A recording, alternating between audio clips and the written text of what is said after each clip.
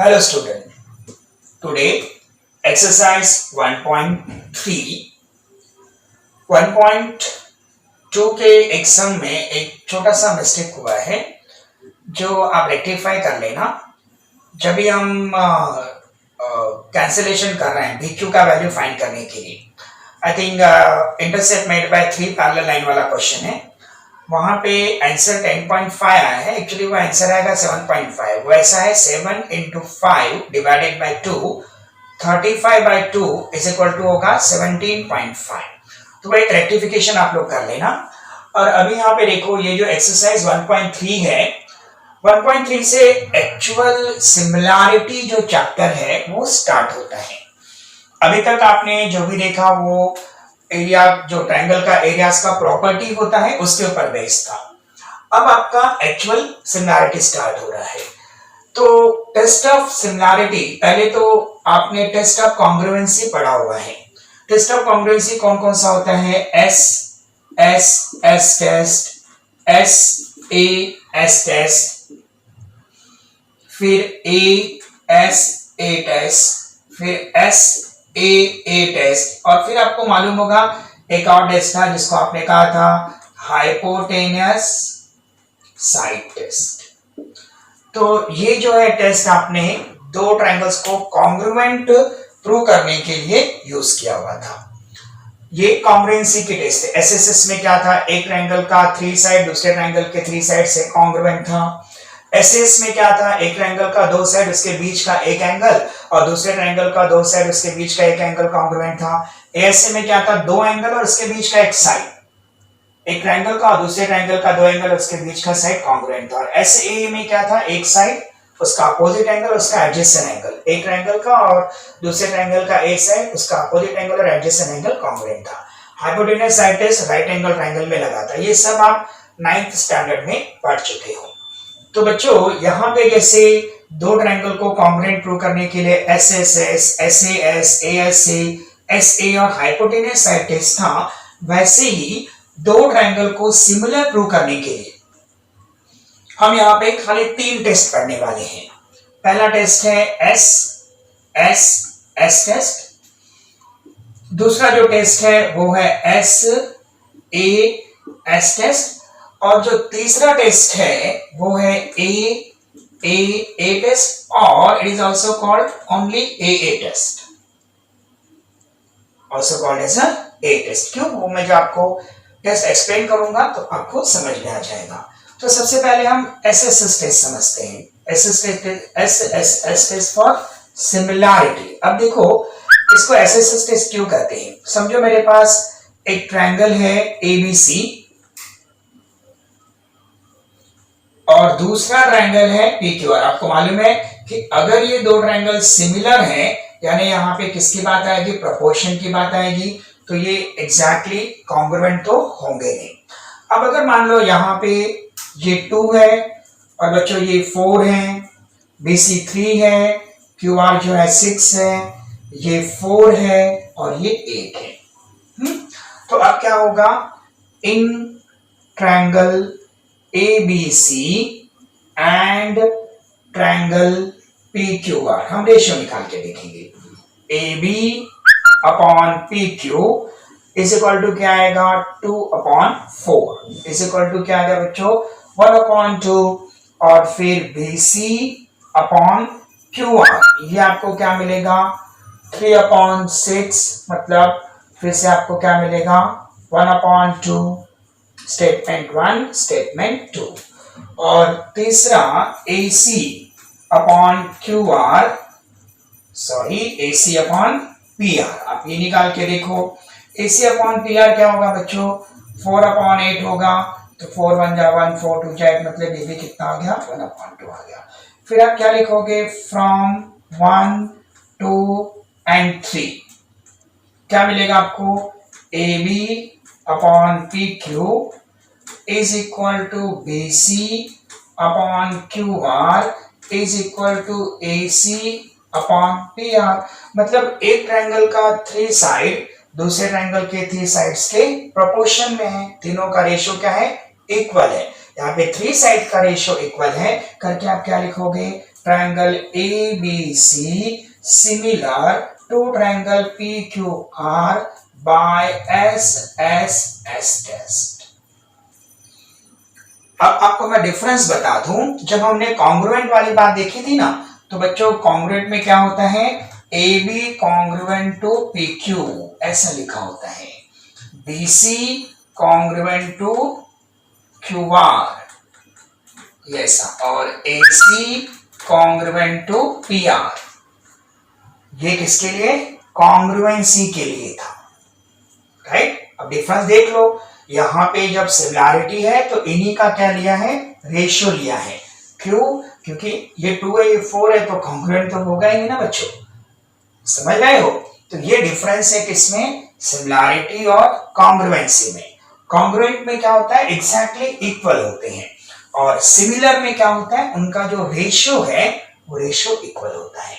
मतलब अगर मुझे किसी क्वेश्चन में ऐसा 2 ट्रायंगल दे देगा और उसका साइड का लेंथ दे देगा, मैं सबका रेशियो फाइंड करके देखूंगा, अगर मुझे रेशियो इक्वल मिलेगा तो मैं बोलूंगा कि 2 ट्रायंगल जो है कौन से टेस्ट से सिमिलर है, SSS से।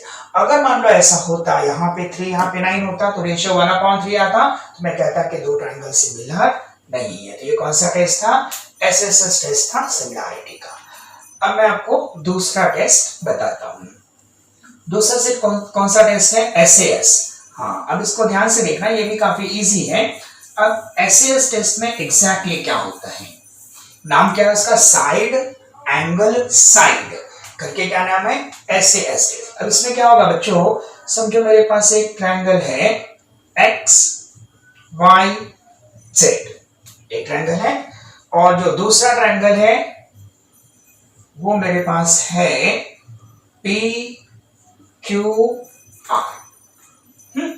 अब ये 5 दिया है, ये 10 दिया है, ये 6 दिया है, ये 12 दिया है, और ये एंगल के कॉन्ग्रुएंट दिया है।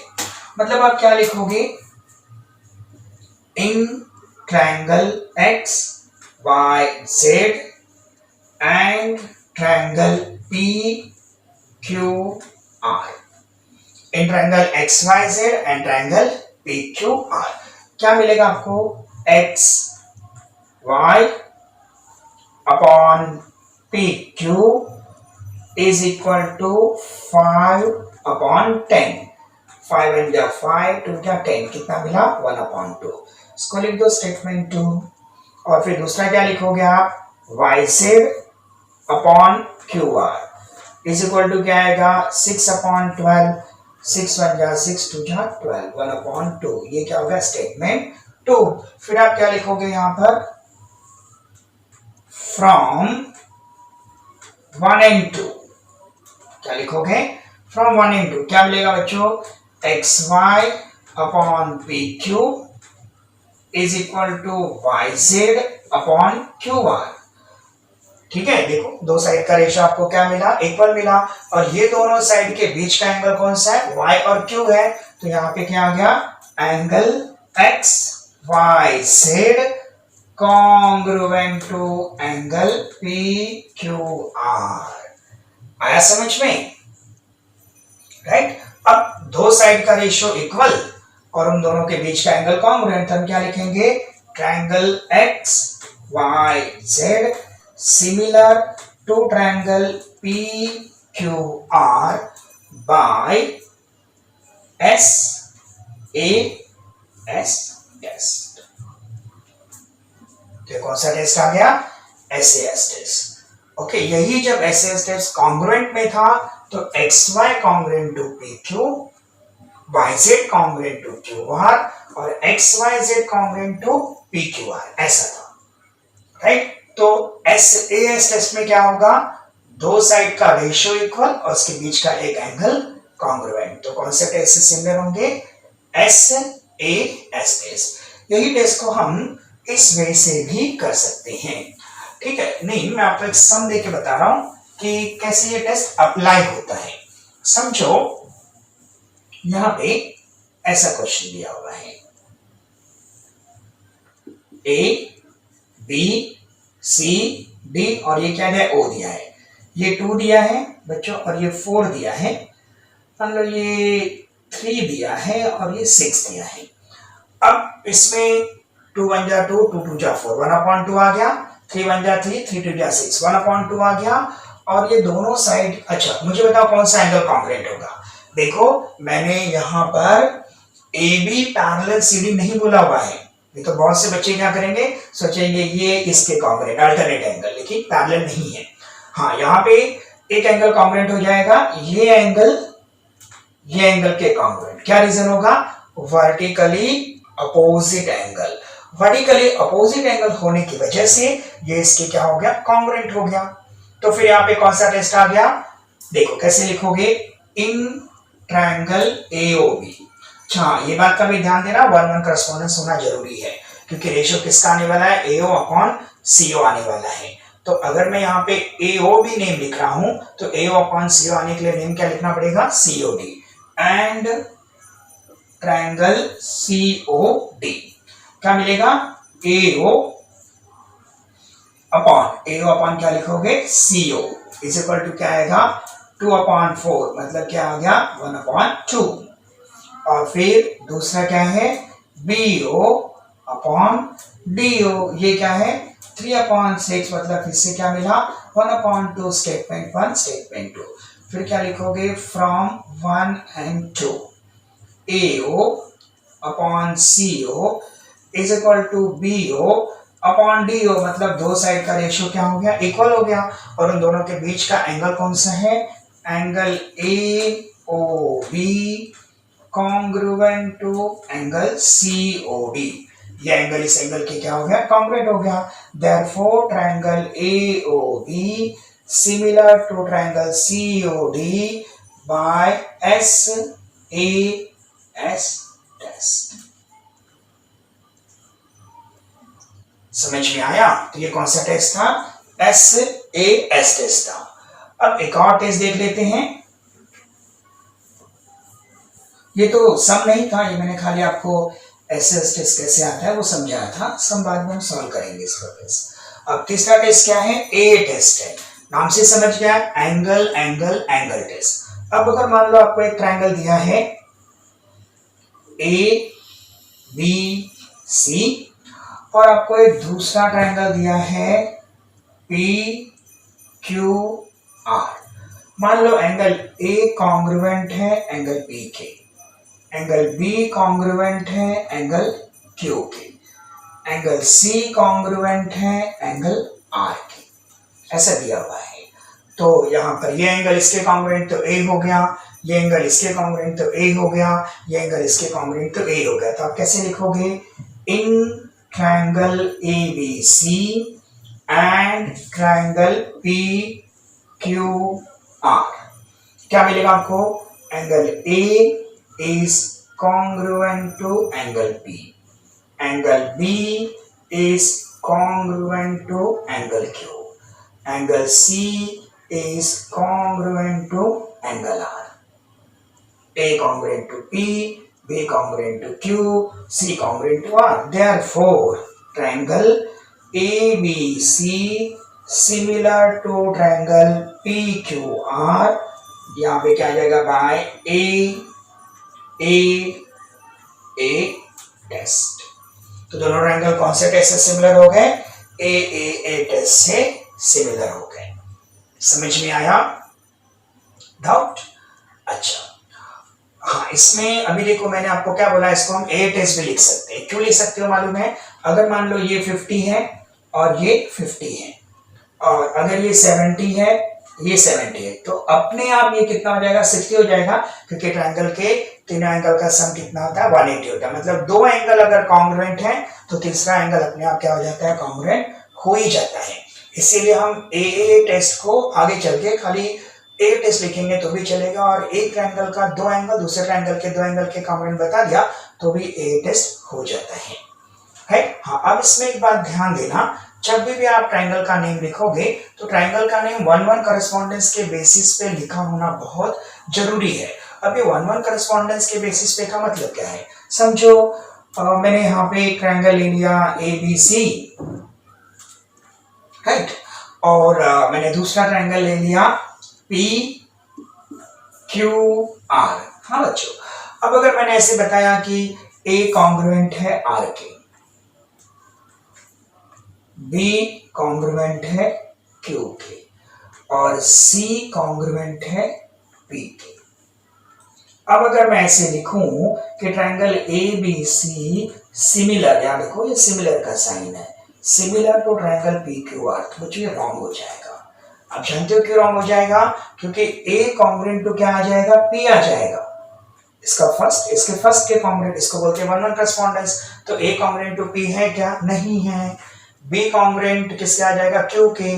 बी कॉन्ग्रुएंट क्यू है क्या? ठीक है, एक है। सी कॉन्ग्रुएंट आर है क्या? नहीं है, यानी ये रॉन्ग हो जाएगा।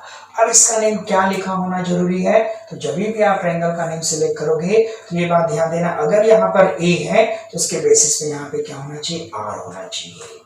अगर यहाँ पर बी है तो बी के लिए यहाँ पे क्या होना चाहिए? क्यू होना चाहिए।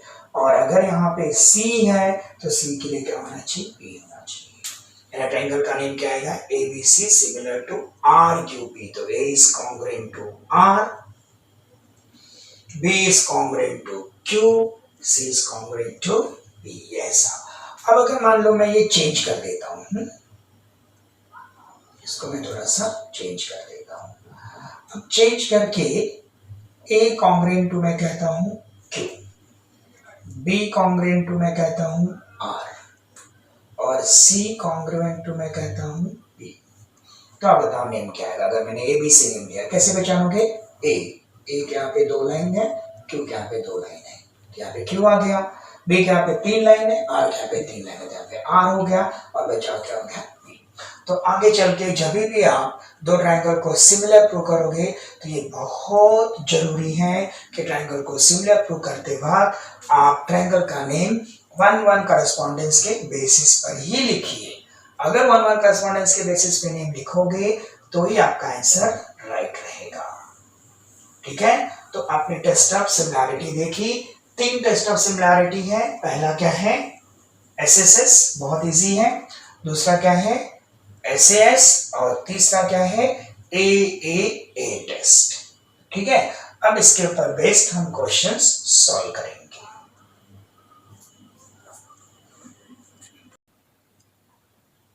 1.3 क्वेश्चन नंबर 1। तो बच्चों सिमिलैरिटी के आपने तीन टेस्ट देखे थे, एसएसएस टेस्ट, एसएएस टेस्ट और एए टेस्ट। अब फर्स्ट सम हम सॉल्व करते हैं।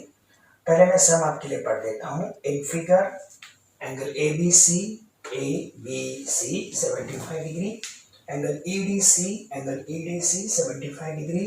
State which two triangles are similar and by which test? Which two triangles are similar and by which test?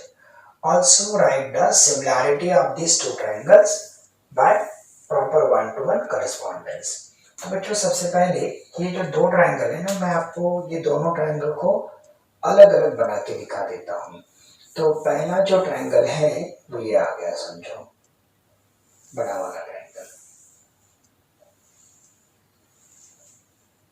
A B सी। और जो दूसरा ट्रायंगल है छोटा वाला वो मैं यहाँ बना देता हूँ। तो ये ट्रायंगल हो गया सी डी ई। मैं तो मैं लिख देता हूँ, ये कितना है 75 डिग्री और यहाँ पे डी कितना है 75 डिग्री। अब इस क्वेश्चन में ये तो दो ट्रायंगल हो गए। अभी बच्चों यहाँ पे एक बात ध्यान दो, हमारे पास कौन कौन से टेस्ट हैं? S S S, S A S और ए ए या फिर ए ए ए टेस्ट। अगर दो एंगल भी रहेंगे तो भी काफी है कॉन्ग्रुएंट। तो अब इसमें ये जो बड़ा वाला ट्रायंगल ए बी सी है और जो छोटा ट्रायंगल डी सी है, इसमें आप ध्यान से देखो, ये जो एंगल सी है, अगर मैं एंगल सी लेता हूं तो ये वाले ट्रायंगल का एंगल है और यही सी जो है बड़े वाले ट्रायंगल का भी एंगल है। मतलब ये दोनों में क्या है? कॉमन एंगल है, राइट? यानी सी कॉन्ग्रुएंट टू सी हमको मिल रहा है और फिर दूसरा जो कॉमन एंगल, और फिर बी कॉन्ग्रुएंट टू क्या मिल रहा है? डी मिल रहा है।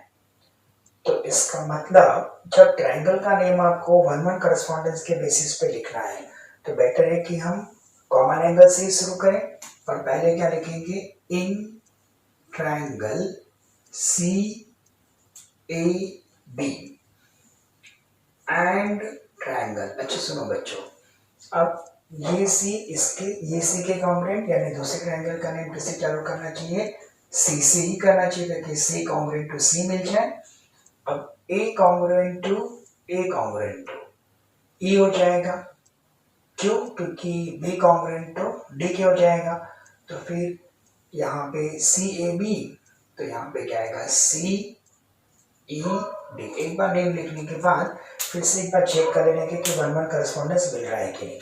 सी congruent to C common angle करके, B congruent to D, B 75 75, मतलब ये नेम वन वन करस्पॉन्डेंस के बेसिस पर प्रॉपर है। अब in triangle C A B and triangle C A D, सबसे पहले क्या लिखोगे, angle C congruent to angle C, क्यों, कॉमन एंगल, तो ये आ गया कॉमन एंगल। उसके बाद एंगल देखो, ये B, angle A B C कितना है 75, congruent to angle E D C. जब एंगल का नेम लिखोगे ना तो बीच वाला पॉइंट जो है वो इम्पोर्टेंट है, बाकी ये ए बी सी को आपने सी बी ए लिखा तो भी राइट है, ठीक है, लेकिन ये बी और डी जो बीच में है वो बराबर होने चाहिए। तो A B C congruent to किसके हो गया, ए डी सी, और यहाँ पे रीजन क्या आ गया, ईच एंगल 75 डिग्री। अब वन वन करस्पॉन्डेंस क्या आ गया, सी ए बी 1 to 1 करस्पॉन्डेंस सी। इस क्वेश्चन में पूछा है इसलिए मैं 1 to 1 करस्पॉन्डेंस लिख रहा हूँ, अदरवाइज डायरेक्टली अभी यहाँ पर ये ट्रायंगल के ये दो एंगल, ये ट्रायंगल के दो एंगल के कॉन्ग्रुएंट आ गए, मतलब एंगल और एंगल हो गया। तो therefore triangle C A B similar to triangle C E D, यहाँ पे हो जाएगा by A test of similarity. तो कौन से टेस्ट हो गया, ए टेस्ट ऑफ सिमिलैरिटी। तो आपका फर्स्ट सम खत्म हुआ, एकदम इजी था। क्वेश्चन देखते ही आपको ये बात समझ में आ जानी चाहिए कि कौन सा टेस्ट लगने वाला है, क्योंकि यहाँ पे कहीं भी देखो साइड का लेंथ वगैरह नहीं दिया है तो साइड का तो सवाल ही नहीं उठता, समझे। तो यहाँ पे कौन सा टेस्ट लगा, ए टेस्ट लगा। चलिए अभी नेक्स्ट क्वेश्चन करते हैं।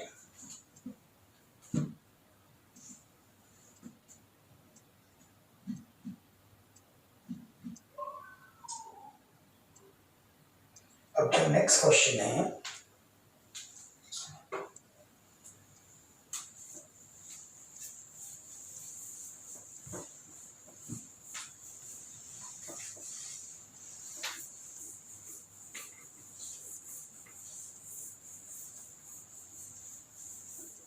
Question number 2। क्वेश्चन नंबर 2 में यहाँ पे दो ट्रायंगल्स बना के दिए हैं,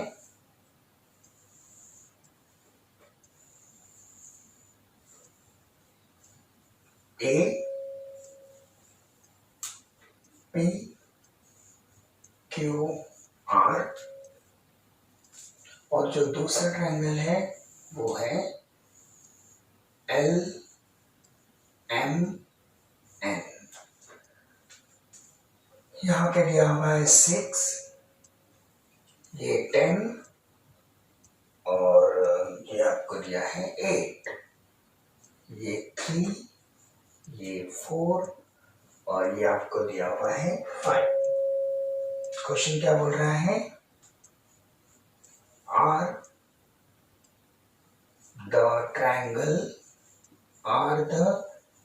triangles in figure are similar, मतलब ये ट्रायंगल्स सिमिलर है या नहीं है आपको ये बताना है, ठीक है बच्चों।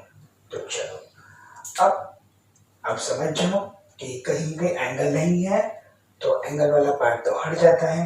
6 और 3 क्या रिलेशन है, 6/3 2/1, 8/4 2/1, 10/5 2/1, मतलब रेशियो इक्वल आने वाला है, यानी तीन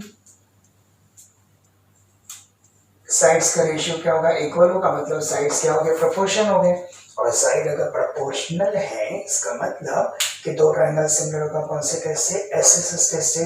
तो चलिए पहले ट्रायंगल के नेम लिखते हैं। कौन कौन से ट्रायंगल हैं, in triangle P Q R and triangle L M N, in triangle P Q R and triangle L M N.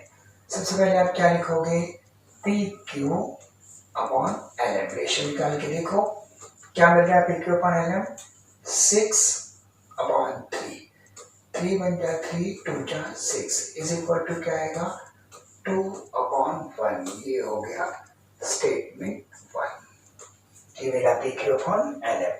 फिर आप क्या फाइंड करोगे, क्यू आर अपॉन आप फाइंड करोगे M N.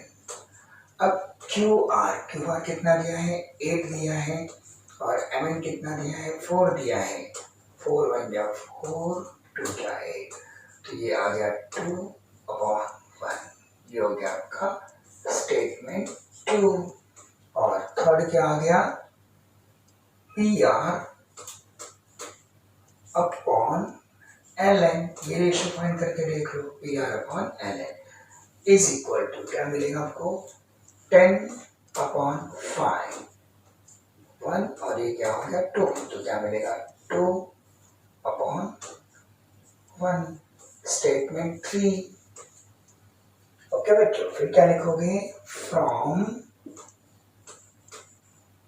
1 2 and 3, from 1 2 and 3, 1 2 and 3 से क्या मिलेगा आपको, P Q upon L M is equal to Q R upon M N is equal to P R upon L N. मतलब ये triangle के तीन साइड, ये ट्रायंगल के तीन साइड की क्या है, प्रोपोर्शनल है। Therefore triangle P Q R similar to triangle L M N by कौन सा test, S S S test of similarity. Of similarity नहीं भी लिखा तो भी चलेगा, लेकिन हम लिख देते हैं। तो ये क्वेश्चन समझ में आ गया, पहले वाले और इसमें डिफरेंस समझा ना, पहले वाले में दो एंगल दिए थे, तो आप देखते समझ गए कि ए टेस्ट लगेगा, इसमें क्या है साइड्स का वैल्यू दिया है, तो कौन सा टेस्ट लगा, एस एस एस टेस्ट। 1.3 का क्वेश्चन नंबर 3 बच्चों। अभी पहले मैं आपके लिए क्वेश्चन पढ़ देता हूं। एज शोन इन फिगर, ये दो फिगर्स हैं, two poles of height 8 meter and 4 meter are perpendicular to the ground। एक पोल 4 मीटर का है और दूसरा पोल 8 मीटर का है। They are perpendicular to the ground, मतलब जमीन पर perpendicular लगाए गए हैं। If the length of shadow of smaller pole, अब अगर सन इस तरफ है तो यहां से ये वाले पोल का शैडो यहां पड़ेगा, ये वाले पोल का शैडो यहां पड़ेगा। If shadow of smaller pole, ये स्मॉलर पोल है, इसका शैडो ये है Q R, due to sunlight is 6 metre, then how long will be the shadow of the bigger pole at the same time. एक बात बच्चों याद रखना, जब सन एक पर्टिकुलर पोजीशन पे रहता है उस वक्त अर्थ पर के जितने भी ऑब्जेक्ट्स होते हैं, ये सन रे है और ये सन रे और ये क्या है, शैडो है, तो सन रे जो शैडोज के साथ एंगल बनाते हैं ना, वो एंगल हमेशा कॉन्ग्रुएंट होता है। मेरे कहने का मतलब है, अगर मान लो यहाँ पे एक पोल है और यहाँ पे एक पोल है, सन यहाँ पर है, तो जो शैडो बनेगा, इसका शैडो इधर गिरेगा, तो ये जो शैडो है ये जमीन पर ऐसे बना, और ये क्या है, आने वाला सन रे है, और ये वाला शैडो यहाँ बना, और ये क्या है, सन रे है। तो उस वक्त ये जो दो एंगल्स है ना, ये दोनों एंगल कॉन्ग्रुएंट होंगे। ओके, तो अब इसमें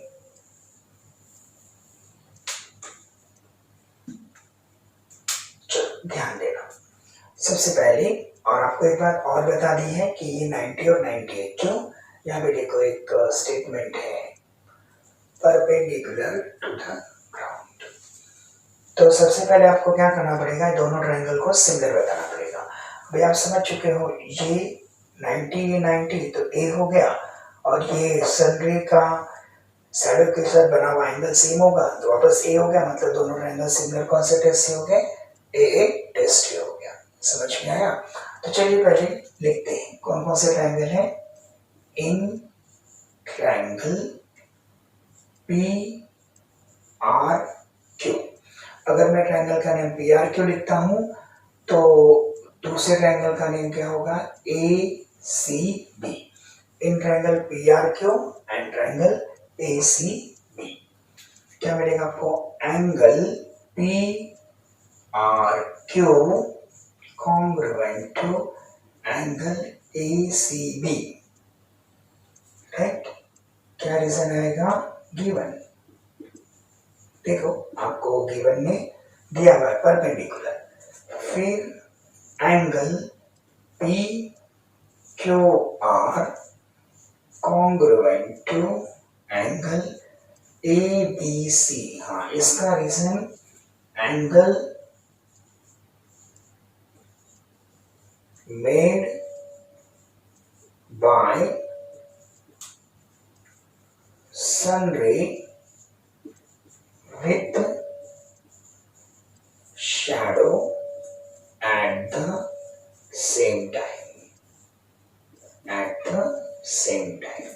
मतलब यहाँ पे इसीलिए उसने ये भी मेंशन किया है at the same time। तो angles made by sun ray, angles made by sun ray with shadow at the same time। Triangle P Q R congruent to क्या मिला आपको, एबीसी। अब ये ट्रायंगल के ये दो एंगल, ये ट्रायंगल के दो एंगल के congruent, therefore triangle P R Q similar to triangle A C B. कौन सा टेस्ट आएगा बच्चों, A test of similarity, A test of similarity. Okay, therefore अब अगर दो ट्रायंगल सिमिलर है तो ये बात याद रखना, अगर दो ट्रायंगल सिमिलर हैं तो वो ट्रायंगल के साइड्स का रेशियो इक्वल होता है। तो यहाँ पे पी आर अपॉन क्या मिलेगा, A C is equal to Q R upon क्या मिलेगा, C B is equal to P Q upon क्या मिलेगा, ए बी। इसका reason corresponding sides of similar triangle, corresponding sides of similar triangle. तो दो triangle अगर सिमिलर हो तो उनके करस्पॉन्डिंग एंगल कॉन्ग्रुएंट होते हैं और उनके करस्पॉन्डिंग साइड्स का रेशियो इक्वल होता है। अब यहाँ पे वैल्यूज पुट करके देखते हैं। पी आर का वैल्यू क्या है, 4, और उस समय ए सी का वैल्यू क्या है, 8, और क्यू आर का वैल्यू क्या है, 6, और बी सी का वैल्यू क्या है, x है। समझ में आया, पी आर क्यू और क्या लिखा हमने, A C B.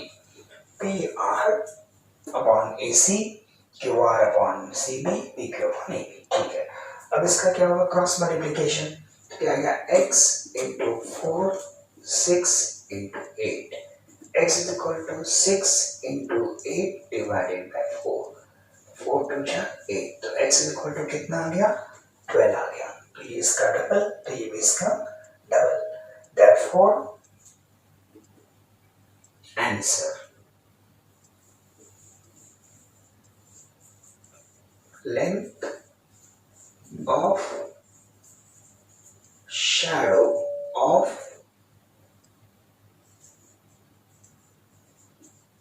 bigger pole is 12 meter। तो ये आपका फाइनल आंसर हुआ। मेरे ख्याल से क्वेश्चन आपको समझ में आ गया होगा। राइट, ये भी एक इम्पोर्टेंट क्वेश्चन है एग्जाम में। ये क्वेश्चन जो है 2 मार्क्स के लिए या 3 मार्क्स के लिए पूछा जाएगा। 1.3 क्वेश्चन नंबर 4। मैं क्वेश्चन आपके लिए रीड कर देता हूं।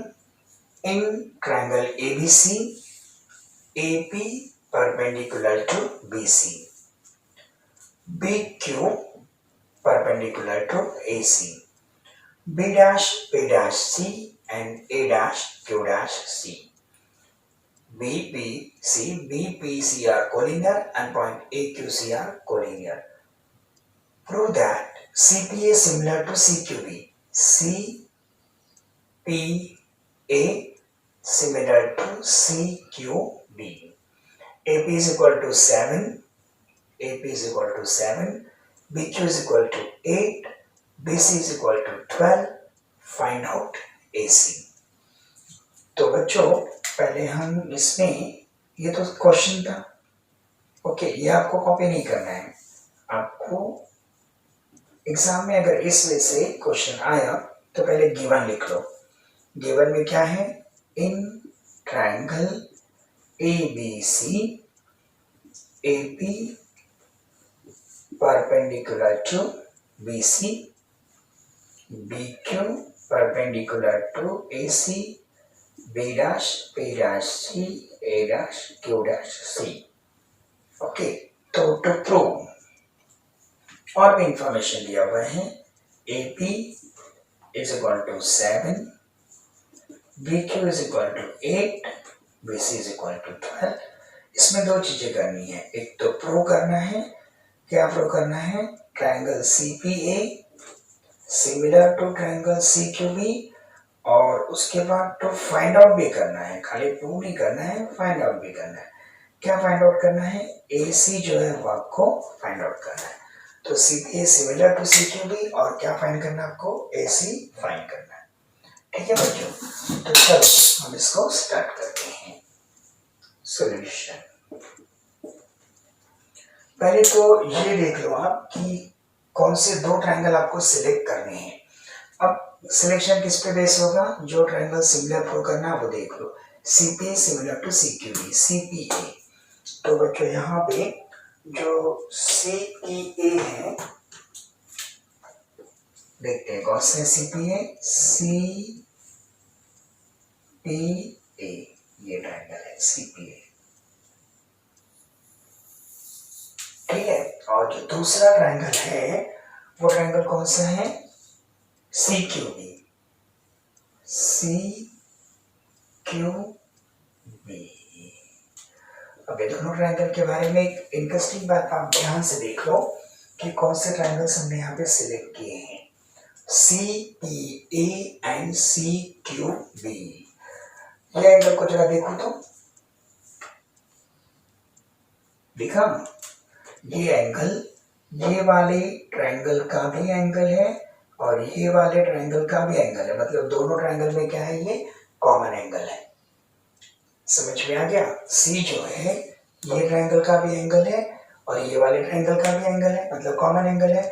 और एक इंपॉर्टेंट बात, CPA में ये एंगल 90 है और ये एंगल 90, मतलब ये कॉमन एंगल करके कांग्रुएंट, ये 90 और ये 90 करके कांग्रुएंट, मतलब एक ट्रायंगल के दो एंगल दूसरे ट्रायंगल के दो एंगल के कांग्रुएंट हो गया, राइट? ये ट्रायंगल क्या हो गए? सिमिलर हो गए। कौन से कैसे सिमिलर आ गए? ये टेस्ट से आपको क्या मिला? सिमिलर मिला। तो चलिए पहले हम लिख देते हैं प्रूफ, और उसके बाद में सॉल्यूशन, उसमें ही आप लिखोगे तो भी चलेगा, क्योंकि हमको ये फाइंड आउट भी करना है ना। ठीक है, चलो तो पहला काम क्या करोगे आप? जो दो ट्रायंगल्स आपको सिमिलर प्रूव करने उनके नेम लिखोगे। कौन कौन से ट्रायंगल है? CPA और CQB। तो क्या लिखा जाएगा? In triangle CPA and triangle CQB, in triangle CPA and triangle CQB। ठीक है, अब इसमें angle C congruent to angle C, जो कॉमन एंगल है ना, आप सिंगल लेटर से लिखोगे तो भी चलेगा, या आपको लग रहा है कि नहीं सर मुझे ACP और QC भी ऐसे लिखना है तो भी चलेगा। और इसका रीजन ब्रैकेट में क्या लिखोगे? कॉमन एंगल, ठीक है। और उसके बाद फिर एंगल APC, ये वाले ट्रायंगल का एंगल APC कितना? 90 है, तो A B C congruent to angle क्या आएगा B Q C. Each angle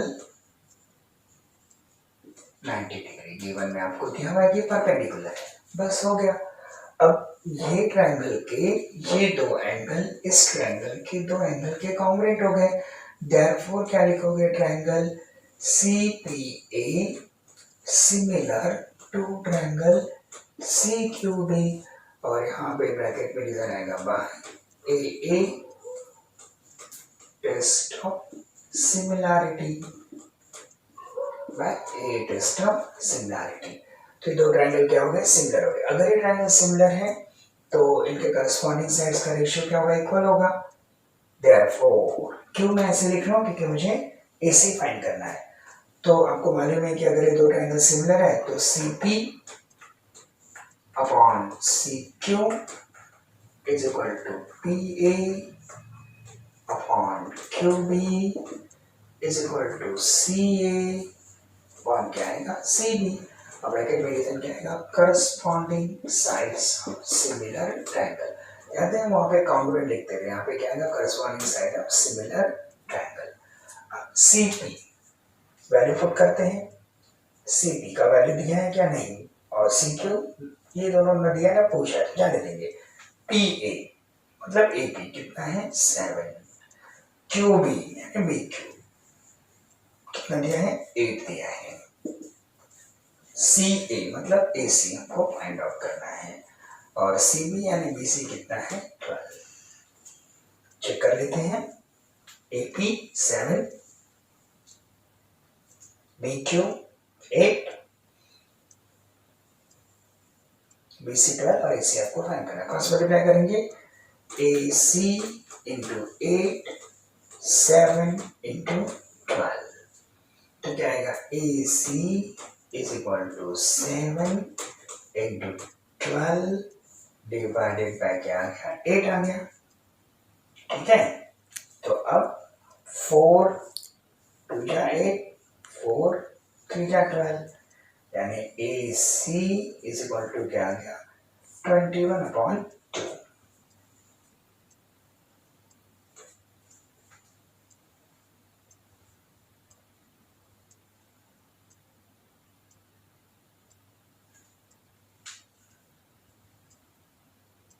ठीक है, अब इसको डिवाइड करो। 21 को जब 2 से डिवाइड करोगे केयरफुल हो जाओ, 2 1 जा 2 0 आया 1।